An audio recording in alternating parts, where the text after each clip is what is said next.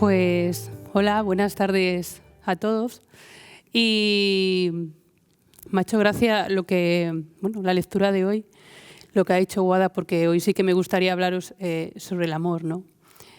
Últimamente estamos hablando mucho sobre el amor, sobre la Iglesia, y bueno, me imagino que por eso mismo hace un tiempo que no hago más que reflexionar en lo que a mí me gustaría, ¿no? En una de las partes de la Iglesia que a mí me gustaría que fuese de esta manera. Y este sueño de cómo me gustaría que fuese, es lo que hoy os quiero transmitir, ¿no?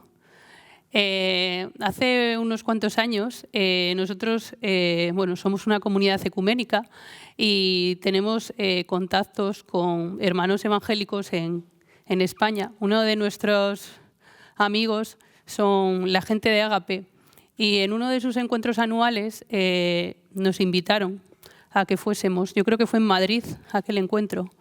Y allí conocimos a un chico que era de Austria. Se llamaba Andrea Bopar, se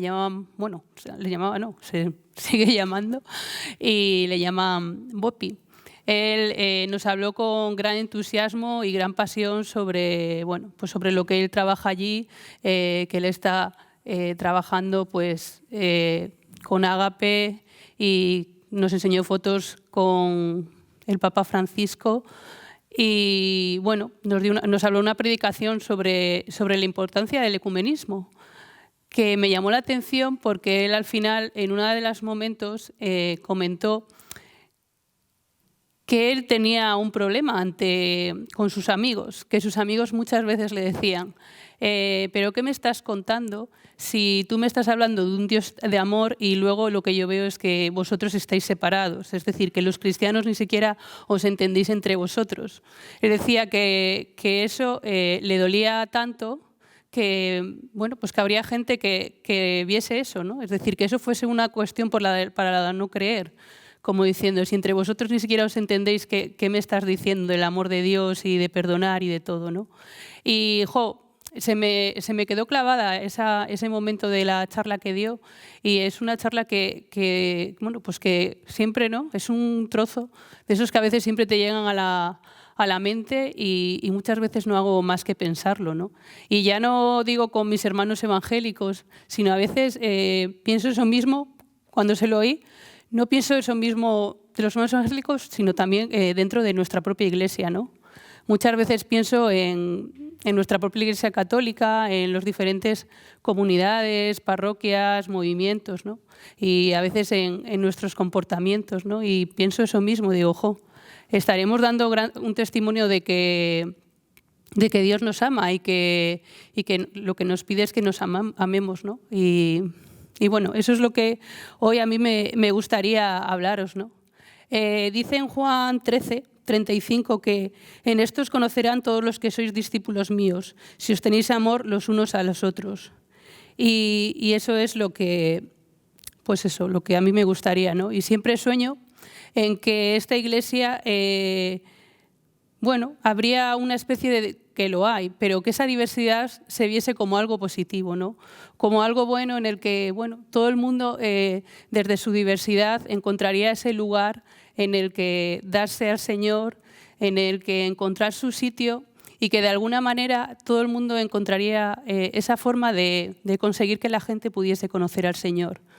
Yo a veces pienso que, Fe y Vida tiene un carisma, cada vez yo creo que tenemos un carisma más propio. Yo creo que eso es bueno, porque yo creo que es una razón por la que estamos aquí. Es decir, yo creo que todas las comunidades, los grupos, todos tienen un porqué, ¿no? El Señor, si nos pide, ¿no?, estar en esta misión, es por algo, ¿no? Y a mí me gusta pensar que cada vez tenemos más claro lo que el Señor nos pide, ¿no? Y el por qué nos ha hecho existir y estamos aquí, ¿no? Y siempre pienso en que cada uno que estaría guay que cada uno desde su carisma, desde su forma de vivir las cosas, pudiese llegar a unos y a otros. Que no habría como una forma de qué es la ideal para llegar a la gente, ¿no? Sino que cada uno desde lo que es su vocación o a lo que se siente llamado pudiese llegar a diferentes sectores del mundo, ¿no? Este mundo que está claro que cada vez necesita más las cosas del Señor, aunque está claro que cada vez se les está olvidando más, ¿no? Que es así. Y esa es una idea que me gusta mucho, ¿no? El pensar que a lo mejor bueno, yo puedo tener un carisma pues de ciertas cosas, ¿no? Que me pueden faltar otras estructuras que pueden parecer que son las ideales o más piadosas o más litúrgicas, pero que a lo mejor con mis estructuras yo puedo llegar a una serie de gente que no conoce al Señor, mientras que otra persona que a lo mejor tiene otro grupo, ¿no? Otro movimiento que tiene a lo mejor más liturgia elaborada, a lo mejor, bueno, esa gente llega a otra gente y así, ¿no? Y pensar que todos juntos conseguimos que el reino de Dios se expanda, ¿no? Y que bueno, que de alguna manera, pues eso, la gente pueda conocer al Señor, ¿no? Y todo, pues eso, ¿no? Todos aquellos grupos que, mientras que estés dentro del dogma, ¿no? Que pueda ser, no sé, interesante, ¿no? Todos bajo la autoridad del obispo y que todos siendo realmente reales en lo que estamos haciendo, podamos, vuelvo a decir eso, ¿no? Llevar el reino de Dios. Y bueno, eso es lo que sí que me gustaría. Comentándoselo a Jairo me decía, joder, pues, porque él, ya sabéis que, bueno, Jairo es mi marido y nosotros desde el 2017 pertenecemos al ANC y bueno, dice que me comentó eso, que el ANC tiene una de sus premisas que es United and Diversity, es decir, bueno, unidad en la diversidad, ¿no? Y bueno, me parece que eso, digo, pues qué bien que estamos en el ANC, porque yo creo que eso es parte de la Iglesia que a mí me gustaría vivir y bueno, yo creo que es parte de la visión de esta comunidad y por eso estamos ahí, ¿no? En el ANC. Y que en el fondo la Iglesia sea eso, sea una buena noticia en la que de diferentes maneras y de diferentes formas se pueda pues hablar del Señor y predicar, ¿no? la buena noticia, ¿no? Me encanta esto de que Cristo es la perla más preciosa, ¿no? Y quien la encuentra y reconoce su valor se queda con ella y vende todo lo demás. Y a mí me gustaría eso en la vida, ¿no? Que entre todos, entre los diferentes carismas que hay en la Iglesia, entre las diferentes parroquias, movimientos, comunidades, consiguiésemos que la gente podría conocer ese gran tesoro, ¿no? Y que fuesen capaces de vender todo aquello que tienen por quedarse con esa perla, ¿no? Eso, bueno, es uno de mis sueños, ¿no? Y cada vez me doy más cuenta que es necesario. Cada uno percibe a Dios de una manera diferente. Yo en este tiempo, en esta experiencia, ¿no? Que ya van pasando los años, aunque no nos demos cuenta, ya son en este camino más de 20 años, madre mía. Y vas conociendo gente, vas conociendo realidades, vas conociendo testimonios y te das cuenta de que el Señor nos habla a cada uno de una manera diferente. Eso que Dios nos ama de una forma única e irrepetible es así. Y es así porque cada una de nuestras historias es única e irrepetible, ¿no? Y en esa historia que cada uno tiene única e irrepetible, Dios nos habla, ¿no? Y por eso yo creo que da lugar a los diferentes carismas y a las diferentes, bueno, movimientos y comunidades y aquello que tenga que darse dentro de la Iglesia, que a lo mejor dentro de unos años ni se llama ni movimiento, ni comunidad, ni parroquia, a saber cómo se llama. Pero esa idea, ¿no? De, bueno, sigo. Ya sé lo que iba a decir, es que me había cortado. Que a mí eso me lo recuerda mucho, no sé si habéis visto la película de La cabaña o habéis leído el libro de La cabaña. A mí, bueno, por otra historia que os podría dar otra charla o hablaros otro momento de mi testimonio con esa película. De momento solo he podido con la película, aunque sé que es mejor el libro. Pero bueno, poco a poco. Y lo que más me ha gustado de la película, y os la nombro, si no la habéis visto, os digo que la veáis, es una pasada, pero sobre todo por ver cómo Dios habla con esa persona.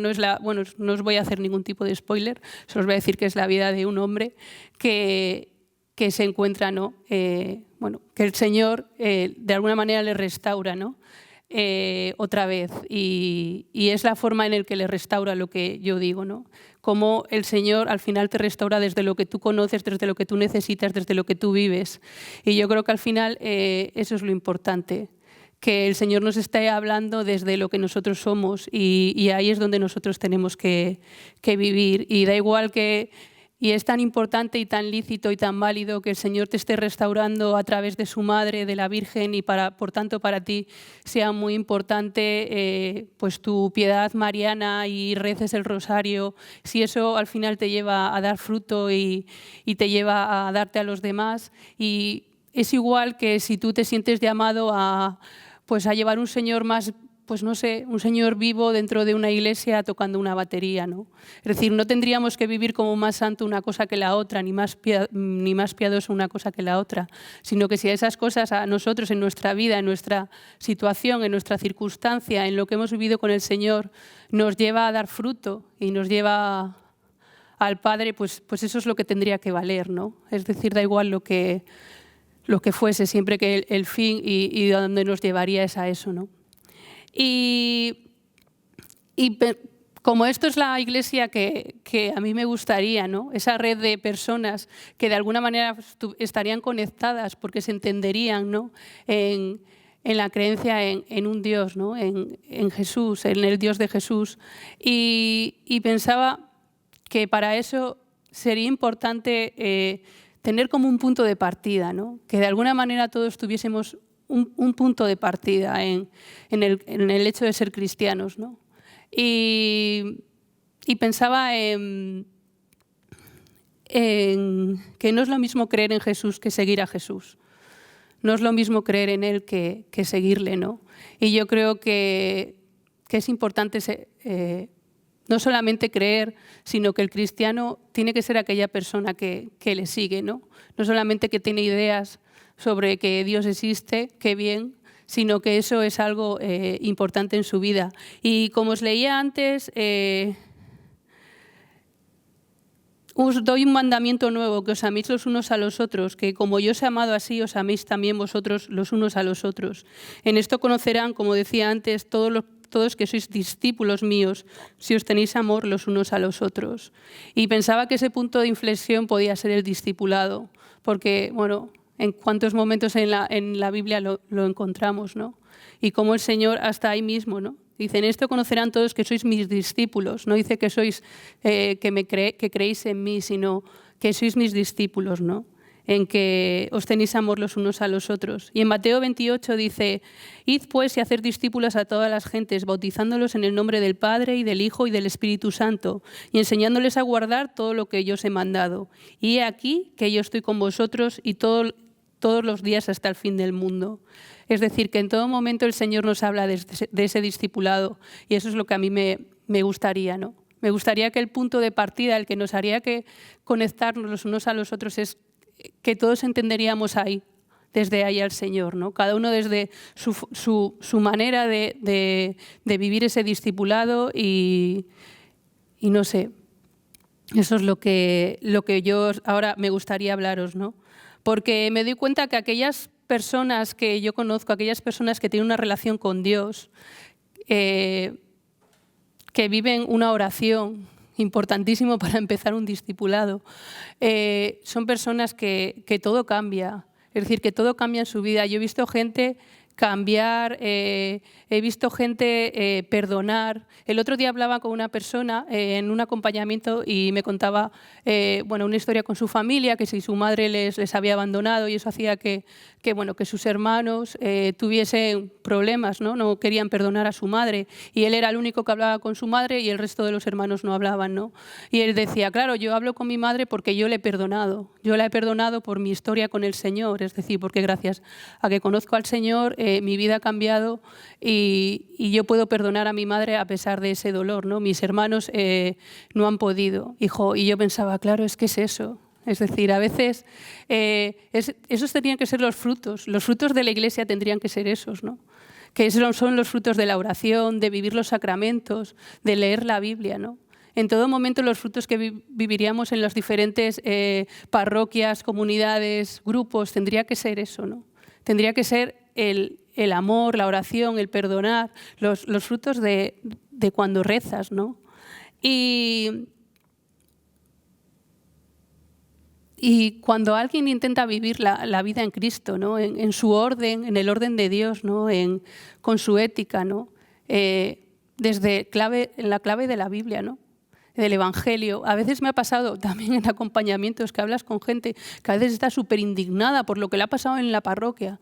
Que si en la parroquia alguien me dijo, que el otro me criticó, que el otro no sé qué, que este no hace, que este es un vago. Y tú piensas, pero ahí donde está el Evangelio. A mí me cuesta muchas veces y reconozco que eso me quita muchísimo la fe. Me quita muchísimo la fe porque empiezo a pensar que a lo mejor todo es mentira y que me lo he inventado yo, que esto de que hay que morir a uno mismo, que hay que perdonar, todas estas cosas que a lo mejor... Me acuerdo una vez, hace muchísimos años, con una persona que me llevó todo un camino criticándome a un hermano de comunidad porque me ha hecho esto, porque me ha hecho lo otro, y qué te parece, y esto, ¿no? Intentaba como que yo le diese la razón, como para que yo le dijese que todo lo que le había dicho estaba bien, ¿no? Y yo no hacía más que pensar, ¿y en qué momento me va a decir que ha muerto a sí mismo? ¿En qué momento me va a decir que ha rezado y se ha dado cuenta que tiene que perdonar a esta persona a pesar de lo que le ha hecho, que a lo mejor es que no se han entendido bien? No sé, a veces me parece que en el mundo que nos rodea, a veces en la Iglesia, se nos olvida estas cosas, ¿no? Y que esas cosas son frutos de intentar ser un discípulo, ¿no? y de vivir esa vida en oración y en entrega a Dios, ¿no? Personas que quieran cada día de su vida seguir al Señor, aunque a veces les cueste la vida. Yo no estoy hablando de que ahora tengamos que ser todos los cristianos como una casta de puros, de gente así súper... No, porque todos los que ya llevamos mucho tiempo sabemos lo complicado que es de cada día, ¿no? Que hay momentos en los que fallas, momentos en los que lo haces fatal, momentos en los que la cagas, momentos en que te encuentras mejor, momentos en los que... Es decir, nadie... Bueno, no me parece que sea eso, ¿no? Pero sí que todos los cristianos tendríamos claro, pues eso, ¿no? Una forma de entendernos, de vivir, que sería en clave del Evangelio. Lo digo esto y tendría que ser de perogrullo, pero a mí a veces me da la sensación de que no lo es y por eso creo que no lo hemos conseguido mucho en la Iglesia.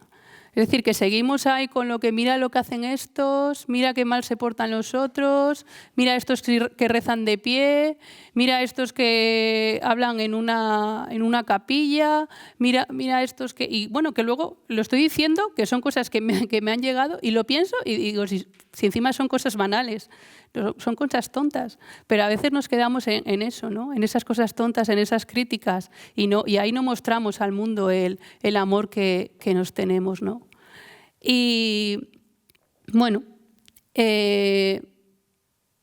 también me parece importante para todo esto que todos tengamos una verdadera familia espiritual, sea cual sea y como he dicho antes, diversa es la Iglesia allí donde sea, pero que realmente sea una familia espiritual que consiga, que te ayude a discipularte, que te ayude a crecer y de alguna manera ser la mejor versión de ti mismo, ¿no? Que te quite ese espacio seguro, siendo espacio seguro, porque yo creo que tiene que ser una familia en la que tú te sientas bien, en la que tú confíes, pero que también te ayude a salir de ti, ¿no? Y a crecer día tras día, ¿no? A lo que nosotros, bueno, ya lo he dicho, pero nosotros llamamos eso, ¿no? Ser nuestra mejor versión, ¿no? Y eso creo, ojo, que es importante. Creo que no hay comunidades, ni grupos, ni parroquias perfectas. Creo que no hay nada perfecto, pero creo que sí hay sitios válidos para cada uno de nosotros y que eso es lo que tenemos que encontrar. Yo siempre a la gente que acompaño, cuando están tomando la decisión, siempre les pongo el ejemplo de la comida. Siempre le digo, a lo mejor, yo qué sé, tienes unas lentejas, unos espaguetis con tomate y chorizo y pizza, ¿no? Y lo que más te gusta es la pizza. Lo que pasa es que esta vez esta pizza, yo que sé, tiene anchoas y no te gusta. gustan, ¿no? Y dices, pero bueno, me quedo con la pizza aunque tenga anchoas, ¿no? Y yo creo que eso es lo que tenemos que hacer. Está claro que no va a haber comunidades perfectas porque las personas somos imperfectas, pero yo creo que sí que hay lugares válidos en los que poder confiar y en los que poder entregar tu vida. Nosotros nunca nos han importado que los hermanos se fuesen, siempre que fuesen a otros lugares, que también siguiesen viviendo las cosas de Dios. A veces puedes estar en una comunidad, como puede ser Fe y Vida, y esto puede ser simplemente el trampolín de irte a otro lugar o a otro, bueno, a otro movimiento, a otra comunidad. Para nosotros eso siempre ha sido un motivo de alegría, ¿no? El pensar que, bueno, pues que hay otra gente que descubre que este no es su sitio, pero que hay otro que es su sitio y ahí es donde puede dar fruto, ¿no? Eso siempre, bueno, me ha parecido una bendición el poder conseguir eso, ¿no? Y otra cosa que pensaba es que es importante que dentro de ese discipulado y dentro de esas personas que a mí me gustaría que fuesen mis hermanas, aunque no fuesen de mi propia comunidad, pero que allí donde me las encontrase, ya sea en una parroquia, en un movimiento, en un encuentro, nos entendiésemos a la hora de hablar, es en el compromiso. Dice la Biblia en Santiago 2,14, ¿de qué sirve, hermanos míos, que alguien diga tengo fe si no tiene obras? ¿Acaso podrá salvarle la fe? No eres lo que dices, sino lo que haces. Y es importante porque yo creo que también es un fruto de ese cristianismo, de ese discipulado, ¿no? De ser discípulo, el que tú te sientas llamado a darte a los demás. Cuando yo me convertí allá por el 2000 y algo, bueno, yo ya me había convertido, pero luego ese verano fuimos a un encuentro en Montes Claros y me acuerdo una frase, a veces, mira que habré escuchado charlas, pero a veces ¿no? te quedas con esas frases como lo de Andrea Bopar y eso es, que decía lo de se entra en una comunidad para ser feliz y se continúa para hacer feliz a los demás. Me acuerdo que lo tenía yo ahí escrito en mi cuaderno, ¿no? Yo eso en ese momento, pues yo que estaba flipada con la idea de que Dios existiese, que Dios significase todo esto, que todo fuese tan grande y tan bonito, ¿no? El pensar que Dios me amaba incondicionalmente y que tenía una misión para mí. Yo estaba ahí con todo eso, ¿no? Y escribía esta frase y no sé si sabía lo que significaba. Ahora, 20 años después, que me vuelvo a acordar de ella, hombre, me acuerdo más veces, tengo claro que sé lo que significa, ¿no? Y significa que hay un momento en el que ser discípulo también significa eso, ¿no? Convertirte en un cristiano maduro. Y que a lo mejor yo entré en esta comunidad como una niña esperando ahí con, pues eso, ¿no? El que todo el mundo se ocupase de mí, el que todo el mundo me haría feliz, el que todo el mundo estaría a mis cosas, el que todo el mundo estaría cuando yo tenía ganas de llorar o cuando sentía pena o cuando me sentía mal, ¿no? Y ahora he descubierto que ahora me toca a mí, ¿no? Bueno, ya hace mucho que me toca a mí hacer felices a los demás. Es decir, que hay un momento que ya te conviertes en un discípulo, ¿no? En un cristiano adulto ya lo que te ocupas es de los demás, ¿no? Te ocupas de tu historia con el Señor y te ocupas de dedicarte a los demás, ¿no? Y pensaba por eso que un de verdadero discípulo es aquel que no tiene una lupa, sino que tiene un espejo, ¿no? Que no tiene una lupa para estar mirando todos los fallos, para estar mirando lo que no se hace bien en esta asamblea, que mira que si Sonia le han puesto mal la camisa, que si se está rascando por aquí, está tocando el microfonillo, que sí, no, sino un espejo, ¿no? Yo creo que un discípulo, un cristiano debería tener un espejo donde mirarse día tras día para poder con el Señor ver aquellas cosas que puede cambiar, que puede mejorar, que puede convertirse en la mejor versión de sí mismo, ¿no? En su historia con el Señor. Y por eso yo, si alguno tiene una lupa o se siente que tiene una lupa de esas que siempre está mirando las cosas malas o las cosas negativas que ocurren en la iglesia, ¿no? Yo le diría que por favor que lo cambiase por un espejo. Porque también lo dice, ¿no? El que esté libre de pecado que tire la primera piedra, ¿no? Y yo cuando esté libre de pecado a lo mejor me compro la lupa, pero de momento creo que con mi espejo, que tiene que ser de estos grandes, es decir, de los que mi hermana cuando vivíamos juntas en casa de mis padres tenía un espejo detrás de la pared, todo lo grande que era la puerta, perdón, he dicho detrás de la pared y no era detrás de la puerta, perdón, todo lo que era de grande la puerta por detrás era un espejo, ¿no? Ahí pegado, y pienso que ese es uno de los que yo necesitaría. Cuando yo consiga quitar ese espejo de mí, es decir, porque ya he conseguido llegar a la santidad, entonces a lo mejor me podría comprar una lupa, ¿no? Pero mientras yo creo que os animo, ¿no?, a que realmente tengamos ese espejo, ¿no?, en el que poder mirarnos para poder, pues eso, seguir en este camino, ¿no? Y no estar tonto a lo que cada uno hace mal, sino estar viendo a lo que yo puedo mejorar con el Señor, ¿no?, en mi historia con el Señor. Y para acabar, sí me gustaría hablaros de la visión también, ¿no? Yo creo que todo discípulo, que todo cristiano debería tener una visión, una misión, y no darle miedo vivirlo con la pasión que siente que tiene que vivirlo. A veces, a mí me encanta, por todo este mundo ecuménico que nosotros vivimos, a veces tenemos los ojos, miramos mucho a Estados Unidos, América, y me encanta a veces esa forma de expresar lo que realmente uno vive, ¿no?, lo que realmente es su visión, sin miedo, sin hablar de palabras, ¿no?, como liderazgo, como, bueno, palabras que aquí parece que cuando, ¿no?, tú dices, no, es que yo soy el líder de esta comunidad, ¿no?, y parece como que estás diciendo, no sé, ¿no?, como que estás diciendo que eres la leche, ¿no? Es decir, que cuando a lo mejor no, o sea, a lo mejor si eres líder de esta comunidad ha sido el mayor marrón que tú tienes en esta vida, ¿no? Pero parece como que te estás dando, te estás pavoneando, ¿no? Estás ahí.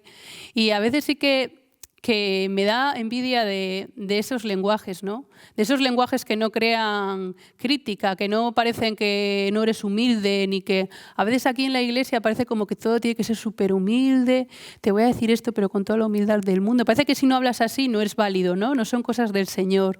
Y yo creo que a veces las cosas hay que vivirlas con pasión.